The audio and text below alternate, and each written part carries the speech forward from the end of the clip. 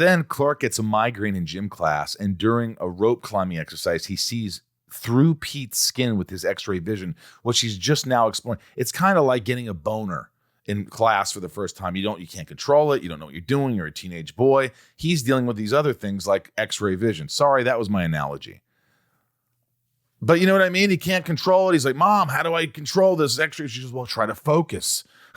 Well, that's what you try to do. But as a teenage kid, you're like, Mr. Kent, would you like to come up and do this problem at the board? No, I'll take the 0. I've got something growing in here.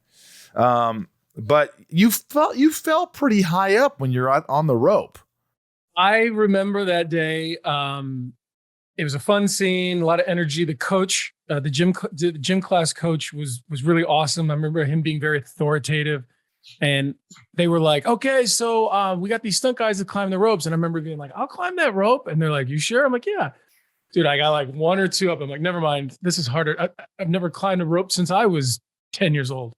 And it's a lot harder. So with the stunt and everything else, again, Clark doesn't go through the floor, which I think maybe he should have, like, dented the floor. Oh, perhaps. Yeah. Right. Because look what you did in episode, I think, 2, Metamorphosis, when you fell on the machinery, you kind of bent it all up. So why wouldn't you dent the floor? But, if you did that, people would be like, oh, what's going on with this guy? So you got to kind of suspend that disbelief. So you fell from the rope.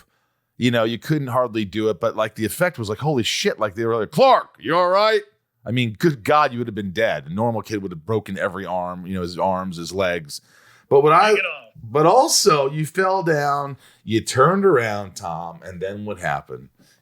Clark accidentally looks in as a peeping Tom and sees the girls' locker room, which was an interesting moment. You have to understand, on the day I was looking at like the cameraman's feet and like 40 other people. I wasn't actually looking into the girls' locker room. True. They were describing to me what I was seeing. That's one of the things with the x-ray is I figured out pretty quick that like if I had someone talking to me about what I was seeing, it made it simpler to imagine it. Because a lot of the x-rays, there's no dialogue. It's like that focus and you're looking. And we established it that day. But that's what it was. It's like and it was funny because I don't remember who it was, but they were describing, you're looking into the girls' locker room. They're not wearing many clothes. And then it got a little too detailed and I cracked up. Because I was like, okay, just take it easy.